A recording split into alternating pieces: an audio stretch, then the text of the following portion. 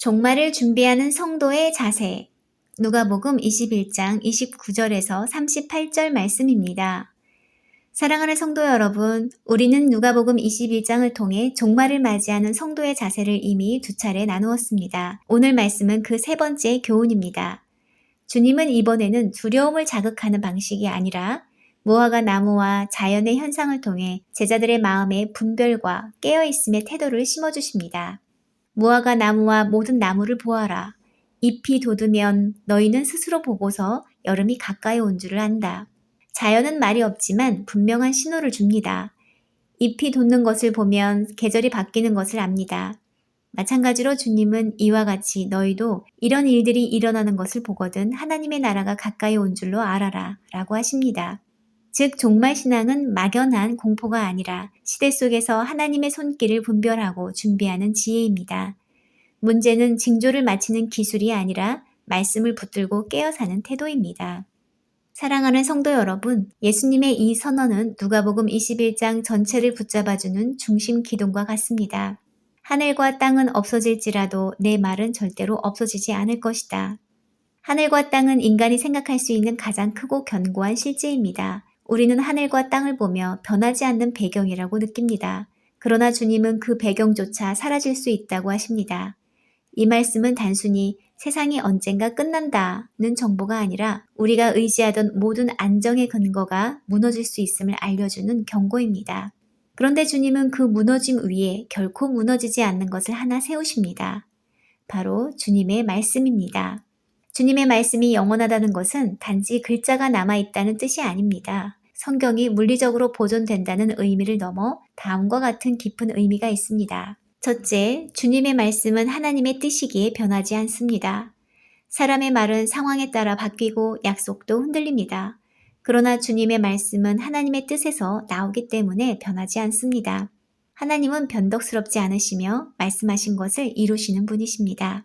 둘째, 주님의 말씀은 약속이기에 폐기되지 않습니다. 역사는 수많은 약속이 파기되는 현장입니다. 정치적 공약도 인간관계의 맹세도 때로는 자기 자신에게 한 다짐도 무너집니다. 그러나 주님의 약속은 폐기되지 않습니다. 주님은 말씀하셨으니 반드시 이루신다는 신실함으로 우리를 붙드십니다. 셋째, 주님의 말씀은 진리이기에 시대를 초월합니다. 세상은 늘 새로운 것을 말합니다. 가치관도 바뀝니다. 그러나 진리는 유행을 타지 않습니다. 주님의 말씀은 어느 시대에도 사람을 살리고 죄를 드러내고 길을 제시하고 소망을 주는 진리로 서 있습니다.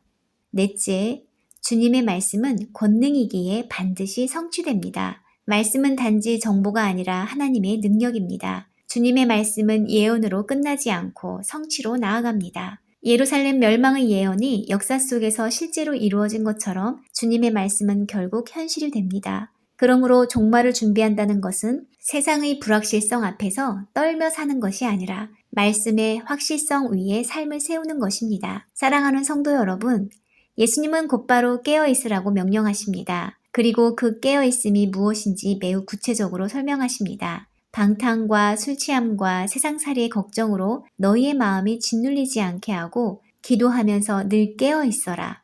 여기서 우리는 한 가지를 분명히 해야 합니다. 깨어있는 신앙은 결심으로만 유지되지 않습니다. 깨어있는 신앙은 주님의 말씀은 영원하다는 확신 위에서 말씀을 가까이 하는 실제적인 삶의 습관을 통해 유지됩니다. 깨어있음은 말씀을 믿는 확신입니다. 세상이 흔들릴 때 우리가 무엇을 붙듭니까? 뉴스입니까? 소문입니까? 내 감정입니까? 깨어있는 신앙은 하늘과 땅은 없어져도 주님의 말씀은 없어지지 않는다는 확신을 붙드는 것입니다. 말씀을 믿지 못하면 우리는 결국 걱정에 짓눌리고 유혹에 끌리고 종말을 덫처럼 맞게 됩니다. 그러나 말씀을 믿으면 세상은 흔들려도 마음은 무너지지 않습니다. 깨어있음은 말씀을 가까이 하는 구체적 실천입니다. 주님은 제자들이 막연히 경건해지기를 바라신 것이 아닙니다. 주님은 실제 삶에서 깨어있기를 원하십니다. 그러므로 성도는 말씀을 이렇게 다루어야 합니다. 첫 번째, 말씀을 읽어야 합니다. 하루의 시작이나 마무리에 짧게라도 본문을 정해 읽으셔야 합니다. 읽는 것은 신앙의 기본입니다. 읽지 않으면 익숙해지지 않고 익숙해지지 않으면 흔들릴 때 떠오르지 않습니다. 두 번째, 말씀을 들어야 합니다. 예배에서 선포되는 말씀, 설교, 성경 낭독을 가볍게 여기지 않으셔야 합니다. 듣는 말씀은 공동체의 은혜를 통해 내 시야를 넓혀줍니다. 본문 38절이 말하듯이 백성들이 이른 아침부터 말씀을 들으려고 성전에 모였던 이유가 여기에 있습니다.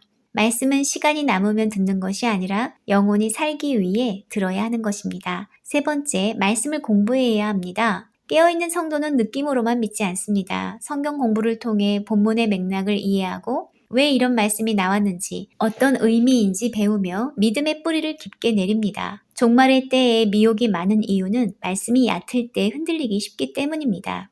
네 번째, 말씀을 묵상해야 합니다. 읽고 듣고 공부한 말씀을 마음에 머물게 하셔야 합니다. 묵상은 말씀을 나의 삶에 연결하는 작업입니다. 이 말씀을 오늘 내 가정에서 어떻게 적용할까? 내 직장에서 어떻게 순종할까를 곱씹을 때 말씀이 살아 움직입니다. 다섯 번째, 말씀을 나누어야 합니다. 마지막으로 말씀은 나눌 때 더 선명해집니다. 가정에서 소그룹에서 믿음의 동역자와 함께 말씀을 나누면 서로의 삶 속에서 말씀이 어떻게 역사하는지 보게 됩니다. 또한 나눔은 깨어있음의 강력한 보호막이 됩니다.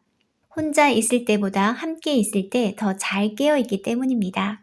깨어있음의 목표는 인자 앞에 설 수 있게 하기 위함입니다. 주님은 인자 앞에 설 수 있도록 기도하며 늘 깨어있으라고 하십니다. 깨어있음의 목적은 단지 착하게 사는 것이 아니라 주님 앞에 설 준비입니다. 말씀이 영원하다는 확신이 있을 때 우리는 종말을 두려워하지 않고 준비할 수 있습니다. 사랑하는 성도 여러분, 세상은 사라질 수 있습니다. 그러나 주님의 말씀은 사라지지 않습니다. 그러므로 말씀에 대한 확신을 가지고 말씀을 읽고 듣고 공부하고 묵상하고 나누는 삶으로 깨어있는 성도가 되시기를 주님의 이름으로 축원드립니다. 기도하겠습니다.